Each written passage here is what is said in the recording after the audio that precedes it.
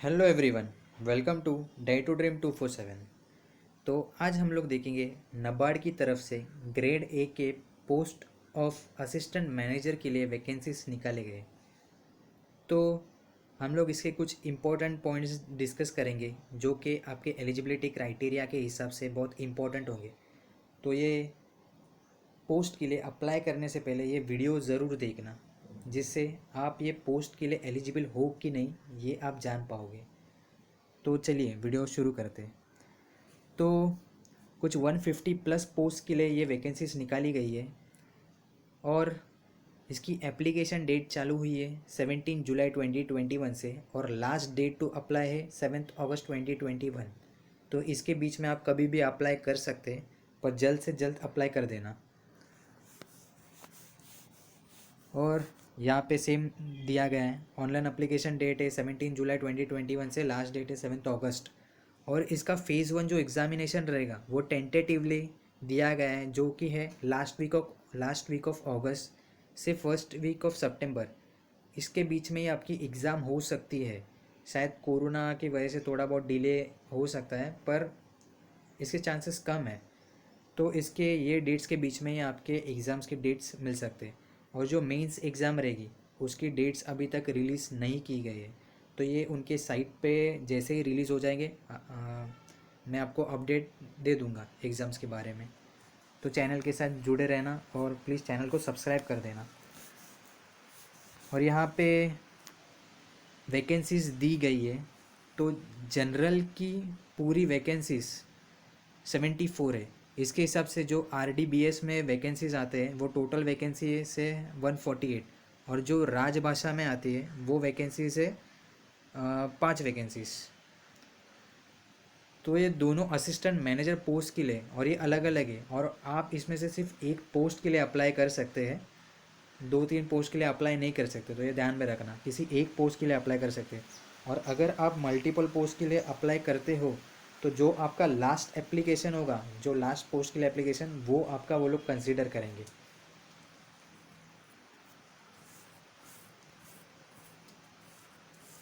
तो यहाँ पे अगर आपको सब PDF पढ़नी रहेगी तो PDF आपको डिस्क्रिप्शन बॉक्स में मिल जाएगी, तो आप ये पूरी PDF पढ़ सकते हैं। हम लोग यहाँ सिर्फ इम्पोर्टेंट जो एलिजिबिलिटी क्राइटेरियाज है या फिर जो आपके लिए रिक्वायरमेंट्स है वो डिस्कस करेंगे।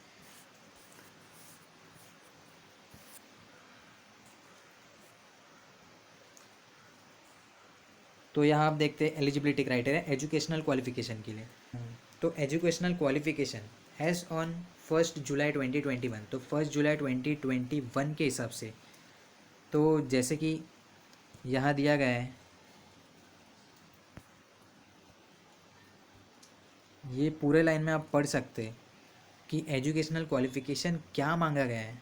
तो एजुकेशनल क्वालिफिकेशन 1 जुलाई 2021 से पहले आपका ग्रेजुएशन कंप्लीट होना चाहिए।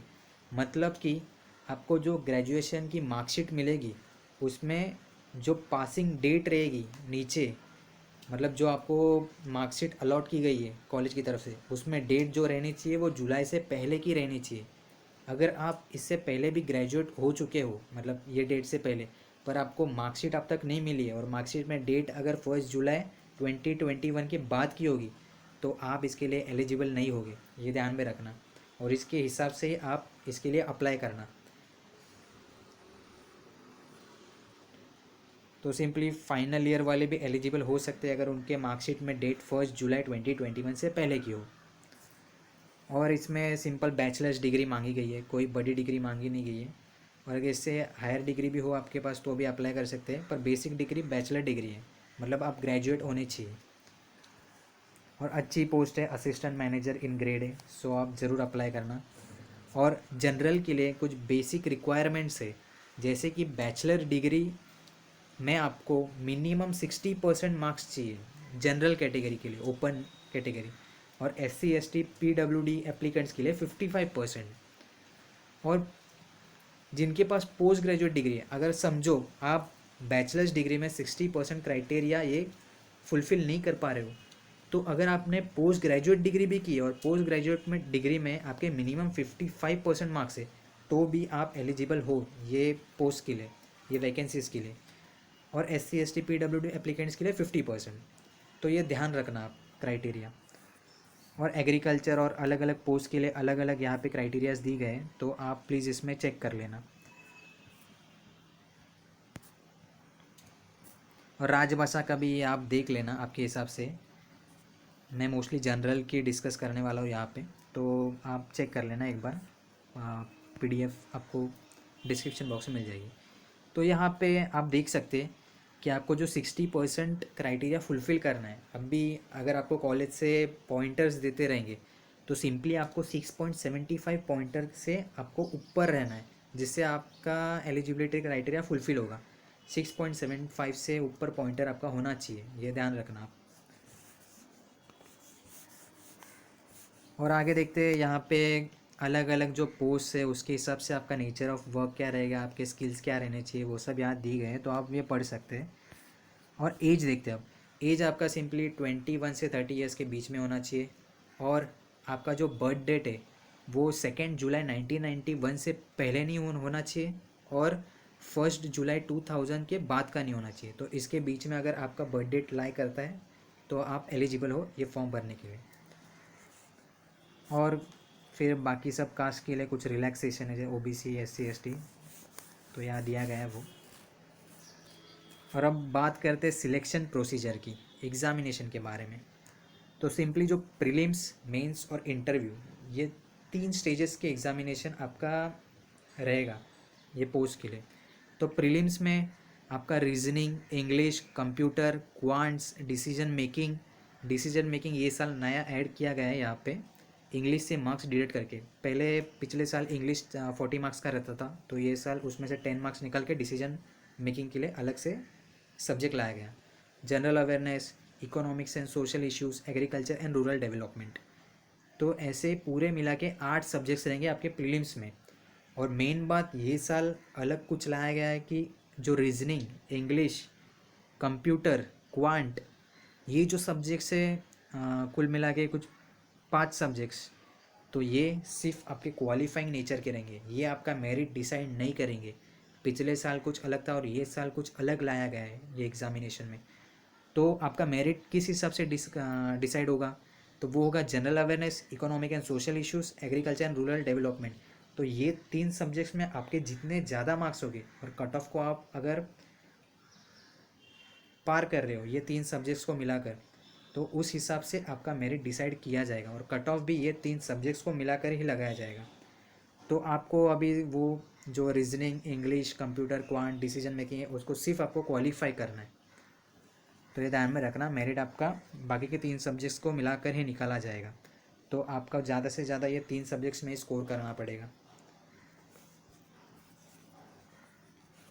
तो आगे फिर मेंस एग्जामिनेशन में पेपर 1 रहेगा आपका जनरल इंग्लिश, और पेपर 2 रहेगा इकोनॉमिक एंड सोशल इश्यूज़, और उसके साथ एग्रीकल्चर जो यहाँ दिया नहीं गया है, पर एग्रीकल्चर भी है इसके साथ। और जो पेपर 1 इंग्लिश रहेगा वो ऑनलाइन डिस्क्रिप्टिव रहेगा, मतलब एसेस, प्रिसाइज राइटिंग, कॉम्प्रहेंशन, ये सब रहेगा। तो उसके 3 क्वेश्चंस रहेंगे 100 मार्क्स के, और ड्यूरेशन रहेगा 90 मिनट्स। और ये आपको पेपर में नहीं लिखना है, तो ये आपका होगा कंप्यूटर पे, कीबोर्ड से आपको टाइप करके आंसर वहाँ पे लिखने हैं। ओके। और पेपर 2 में इकोनॉमिक्स एंड सोशल इश्यूज़, जिसके 30 क्वेश्चंस रहेंगे जो कि आपके एमसीक्यू टाइप रहेंगे, उसके 30 मिनट्स। और डिस्क्रिप्टिव टाइप रहेगा 6 क्वेश्चंस, उसमें से आपको 4 अटैम्प्ट करने हैं, जो कि 2 रहेंगे 15 मार्क्स के ईच, और 2 रहेंगे 10 मार्क्स के ईच। ऐसे पूरे मिला के 50 मार्क्स का पेपर रहेगा, 90 मिनट्स में आपको अटैम्प्ट करना है। और फिर लास्ट में, ये तो स्पेशलिस्ट पोस्ट के लिए, तो ये आप देख लेना। और लास्ट में रहेगा आपका इंटरव्यू रहेगा 50 मार्क्स का।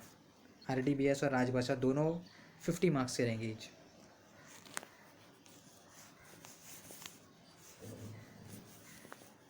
तो syllabus subjects wise, topic wise आप यहाँ पे देख सकते हैं, आपको पूरा सिलेबस यहाँ एकदम डिटेल में मिल जाएगा। और ये सिलेबस के हिसाब से आपको प्रिपेयर करना है, इससे बाहर कुछ नहीं आएगा, सिलेबस के हिसाब से आपको जाना है प्रिपरेशन में। और यहाँ पे अगर प्री रिक्रूटमेंट ट्रेनिंग के लिए SC, ST, OBC, PWD candidates के लिए अप्लाई करना रहेगा, तो वो सिंपली आप अप्लाई कर सकते हैं आपका प्री रिक्रूटमेंट ट्रेनिंग के लिए।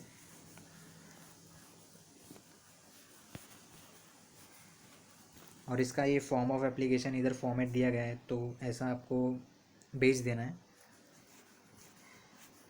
और एग्ज़ामिनेशन सेंटर्स दिए गए यहाँ पे, तो ये एग्ज़ामिनेशन सेंटर्स में आप अप्लाई कर सकते हो आपके फ़ेज़ 1 फ़ेज़ 2 के लिए। ये फ़ेज़ 1 के लिए और फ़ेज़ 2 के लिए नीचे दिया गया है। यहाँ पे फ़ेज़ 2 एप्लीकेशन सेंटर्स है, तो ये सब सेंटर्स आपको मिल सकते हैं एग्ज़ाम के लिए।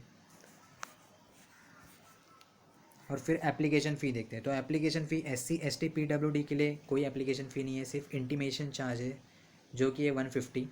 और जो अदर कैटेगरीज मतलब जनरल, तो उन लोग के लिए एप्लीकेशन फ़ी है 650 और इंटीमेशन चार्ज है 150। तो टोटल मिला के आपको 800 रुपीज़ आपको एप्लीकेशन फ़ी भरना है, जो कि नॉन रिफंडेबल है, ध्यान रखना।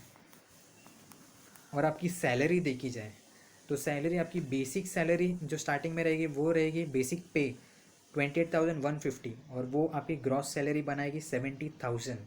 तो आपको 70,000 यहाँ सैलरी मिलने वाली है। बहुत अच्छी सैलरी है, बहुत अच्छी पोस्ट है असिस्टेंट मैनेजर की। तो आप आपकी प्रिपरेशन चालू कर दो उस हिसाब से। और फिर बाद में यहाँ पे पर्क्विसाइड्स, फिर अलाउंसेस, पर्क्स, ये सब दिए गए, तो वो आपको इंटरेस्ट होगा तो चेक कर लेना। और नीचे आपको पूरी जानकारी दी गई है कि आपको कैसे अप्लाई करना है, कैसे फॉर्म को मतलब आगे बढ़ते जाना है, क्या रिक्वायरमेंट्स है, फ़ोटोज़ की क्या रिक्वायरमेंट्स है, सब कुछ आपको यहाँ नीचे फॉर्म में मिल जाएगा। तो ये आप ज़रूर पढ़ लेना एक बार फॉर्म भरने से पहले। तो इसके साथ वीडियो ख़त्म करते हैं।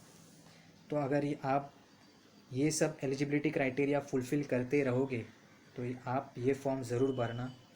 अच्छी रिक्रूटमेंट है, अच्छे पोस्ट है, अच्छी वैकेंसीज़ है और अच्छी सैलरी भी है। तो आप ये फॉर्म ज़रूर भर सकते हैं। और ऐसे ही नए जॉब अपडेट्स के साथ जुड़े रहने के लिए आप प्लीज़ चैनल को सब्सक्राइब कर देना। Thank you.